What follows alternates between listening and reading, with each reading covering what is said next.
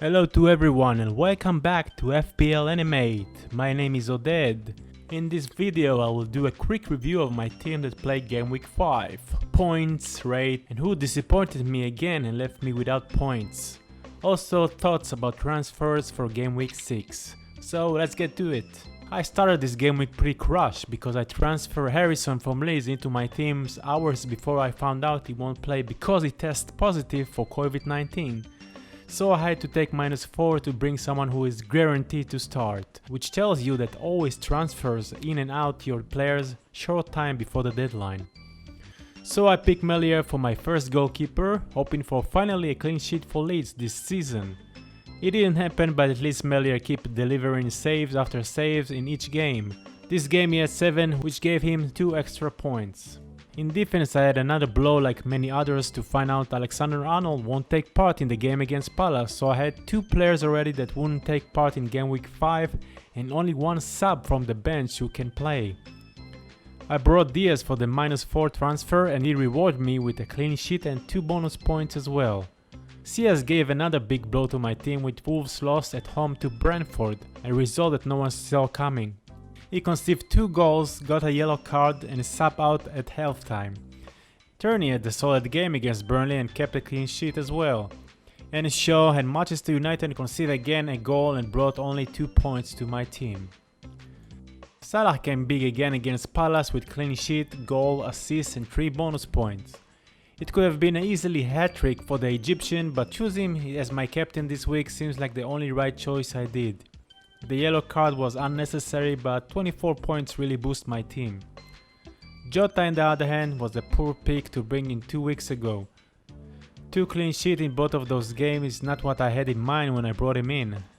A massive miss in the game so close to the goal made me wonder will he ever score while I have him.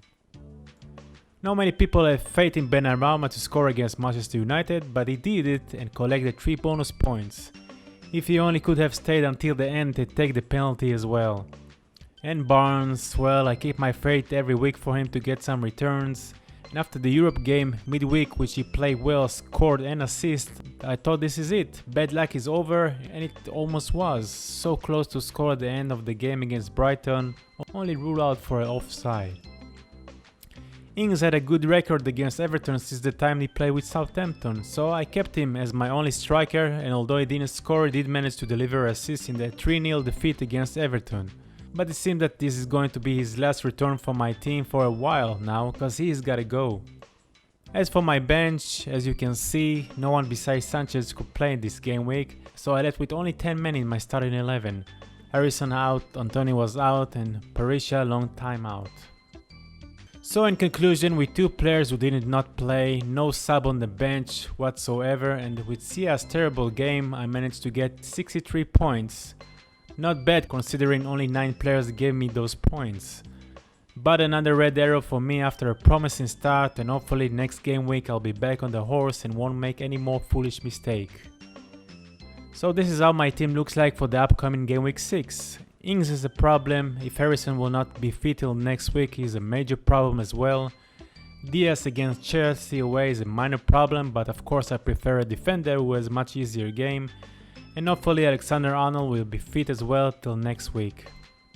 So this is my transfer thoughts, and it all depends on if I'm gonna use my wildcard on game week 7 or game week 8.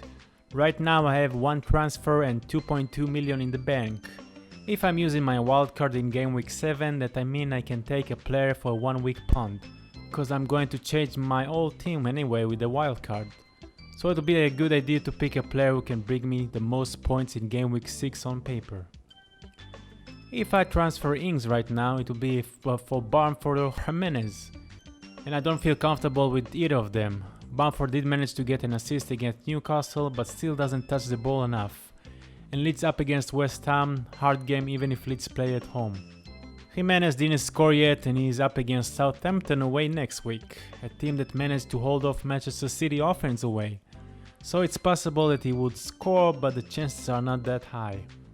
So if I won't use my wildcard in game week 7 and only use it in game week 8, I can keep Ings for one more week, play him against Manchester United, hope for the best, roll the transfer and make 2 before game week 7 and bring a cheap defender or midfielder in one transfer and get Lukaku for Ings with my second one.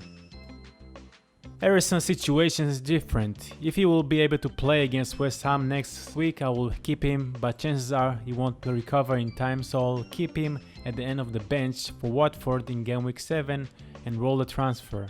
If I will use my wildcard in game week 7, Harrison will go for Gray or every midfielder in Everton team who will face the worst defense in the league, Norwich, and then get rid of them in my wildcard. And another option if I do go for the wildcard in game week 7 is get rid of Diaz before the games against Chelsea and then Liverpool away. He can end in a 0 draw or possibly he can keep a clean sheet as well, but I'd rather have a defender who has easy game on paper for game week 6 and 7 if I won't use my wildcard just yet. So Luka Dean looked the best 1 week choice against Norwich, even though he didn't deliver any kind of returns yet, unless you consider an own goal as a return. Or go for Cassania or Pereira, who have a great fixtures in game week 6 and 7 and hope they will play better than they play against Brighton.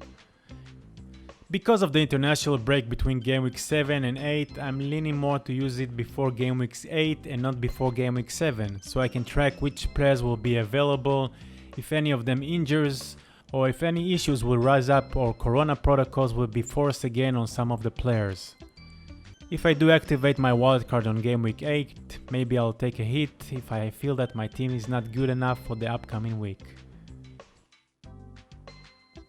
So this is it for now. If you like this video, please click on the like button and subscribe to my channel for more amazing animation and graphic like no other channel. Leave a comment if you like the content, and if you have any ideas to make this channel better, please write it down. Goodbye for now and good luck to all.